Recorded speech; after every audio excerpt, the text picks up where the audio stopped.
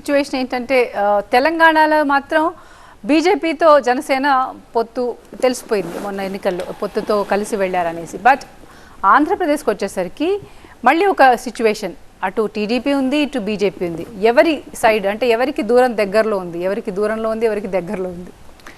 మేము బీజేపీతో అయితే కంటిన్యూ అవుతున్నామండి. అంటే మీకు ఇదంతా ఒక క్లారిటీ, కన్ఫ్యూజన్లో ఉన్నట్టే ఉంటుంది, ప్రతి ఒక్కరికి ఉంటుంది కన్ఫ్యూజన్. ఇక్కడ కన్ఫ్యూజన్కి పడాల్సిన అంత ఇక్కడేమి అంత ఏదో అదేంటో ఆ ముడి ఇప్పలేనంత కన్ఫ్యూజన్ అయితే చిక్కుముడి అయితే కాదు.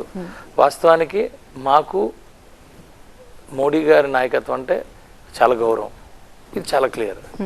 మోడీ గారు అలాగే భారతీయ జనతా పార్టీ కోసం మేము క్లియర్గా మేము సపోర్ట్ చేసుకుంటూ వచ్చాం. మా నాయకుడికి పవన్ కళ్యాణ్ గారికి ఎప్పుడైనా ఏదైనా అభిప్రాయ భేదం ఉంటే అభిప్రాయ భేదం చాలా క్లారిటీగా చెప్పడం జరుగుతుంది.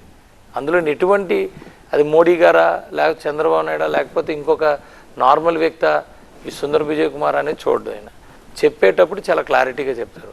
మేము 14లో ఇద్దరు, అటు చంద్రబాబు నాయుడు గారికి ఇటు మోడీ గారికి ఇద్దరికి కలిసి ఏవి ఆశించకుండా సపోర్ట్ చేసాం, కేవలం ఆంధ్రప్రదేశ్ రాష్ట్రం కోసం. అందులో 2-3 అంశాలు ఉన్నాయి. ఈ అంశాల కోసం మనం మాట్లాడుకున్నప్పుడు ఆ అంశాల మీద మా అభిప్రాయం చెప్పడం జరిగింది. చెప్పేటప్పుడు కూడా మేము ఆ అభిప్రాయాలు చెప్పేటప్పుడు కూడా మేము విభేదించాం. ఈరోజు కూడా మేము భారతీయ జనతా పార్టీతో ఆఫ్టర్ 19 మళ్ళీ కంటిన్యూస్ అలయన్స్ పెట్టుకున్నా కూడా మా అభిప్రాయాలు మేము చెప్పాం. స్టీల్ ప్లాంట్ విషయం అనండి, అమరావతి విషయం అనండి, ఏదైనా సరే మా అభిప్రాయాలు మేము చెప్పాం.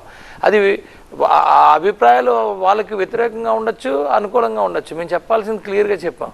అయితే ఇక్కడ ఏమవుతుంది అంటే అండి, ఈరోజు ఆంధ్రప్రదేశ్ రాష్ట్రంలో ఉన్న పరిస్థితులు 100% తెలుగుదేశం పార్టీ ప్రధానమైన పార్టీ, జనసేన పార్టీ ప్రధానమైన పార్టీ రెండు కలిసి వెళ్ళకపోతే ఆంధ్రప్రదేశ్ నష్టపోతుంది, ఆంధ్రప్రదేశ్ ప్రజలు నష్టపోతారు. కాబట్టి ఈ విషయాలు మేము భారతీయ జనతా పార్టీకి, అమిత్ షా గారికి, వీళ్ళందరికీ ఎక్స్ప్లెయిన్ చేయడం జరిగింది.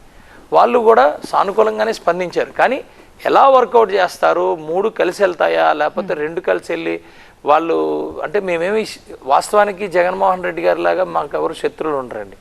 ఆయన మాకు ఓన్లీ ప్రత్యర్థులు ఉంటారు. అంటే అవతల పార్టీ వాళ్ళు మా పార్టీ అంటే అది ప్రత్యర్థులు అంటాం, కానీ శత్రువులు ఇక్కడ ఎవరు ఉండరండి. మాకైతే ఎవరితోనే మాకు గొడవలు ఉండవు, ఎవరితో మాకు ఉండవు. సో ఎలా వెళ్ళాలి, ఏ ఫార్మేట్లో వెళ్ళాలి, ఎలా చేయాలి అంటే వాళ్ళకు ఒక ఫార్మేట్ ఉంది, వీళ్ళకో ఫార్మేట్ ఉంది, మాకో ఫార్మేట్ ఉంది. ఇవన్నిటిలో కూడా ఎవరికి ఉండాల్సిన పాలసీస్ వాళ్ళకు ఉన్నాయి. సో ఆ పాలసీస్ని ప్రజల కోసం ఎలాగా ఫ్రేమ్ చేసుకుంటాం, ఎలాగ దగ్గరికి అవుతాం, ఎలా వెళ్తాం అనే దాని మీద కూర్చొని మాట్లాడుకోవడానికి కొంత టైం తీసుకుంటుంది. కానీ ఇన్ ప్రిన్సిపల్ అయితే మాత్రం ఎస్, అబ్సల్యూట్లీ ఇక్కడ ఆంధ్రప్రదేశ్లో 3 పార్టీలు కలిసి వెళ్లాల్సిన ఆవశ్యకత అయితే ఉందనేది అందరూ ఒప్పుకున్న విషయమే. దానికి మేమిద్దరం దగ్గరగా వర్క్ చేసుకుంటూ ఒకే వేదిక మీద మీరు చూసే ఉంటారు కదా, లాస్ట్ 100 days నుంచి, అంటే ఎప్పుడైతే చంద్రబాబు నాయుడు గారు ఎప్పుడైతే అరెస్ట్ అయ్యారో, అరెస్ట్ అయిన తర్వాత పవన్ కళ్యాణ్ గారు వెళ్ళి ఎప్పుడైతే అనౌన్స్ చేశారో అక్కడి నుంచి కూడా మేము ప్రతి వేదికని పంచుకుంటూ వస్తా ఉన్నాం. ఒకే వేదిక మీద, యువగలం వేదిక మీద డైరెక్ట్గా ఇద్దరు కూడా కనపడటం జరిగింది. సో ఇంకా రావాల్సింది భారతీయ జనతా పార్టీ ఎలా వస్తుంది, ఏమొస్తుంది అనే దాని మీద. సో ఎన్నికలు ఆసన్నం అయ్యేసరికి ఒక అవగాహన అయితే వస్తుందండి, డెఫినెట్గా వస్తుంది. ఇప్పుడు నేను అంటుంది ఏంటంటే, ఇప్పుడు తెలంగాణలో కాంగ్రెస్ వచ్చింది, రేపు భారతీయ జనతా పార్టీ కేంద్రంలో ఉంటుంది. వీళ్ళిద్దరూ కొట్టుకుంటారా? కొట్టుకోరు కదా, స్ట్రైట్ దే. అంటే పార్టీల పరంగా కొట్టుకుంటారు, కానీ తెలంగాణ ప్రభుత్వం, భారతదేశ ప్రభుత్వం రెండు కూడా కలిసి పనిచేయాల్సిన బాధ్యత అయితే ఉంది కదా ప్రజల కోసం. ఇది సింపుల్ యాజ్ దట్. ఓకే.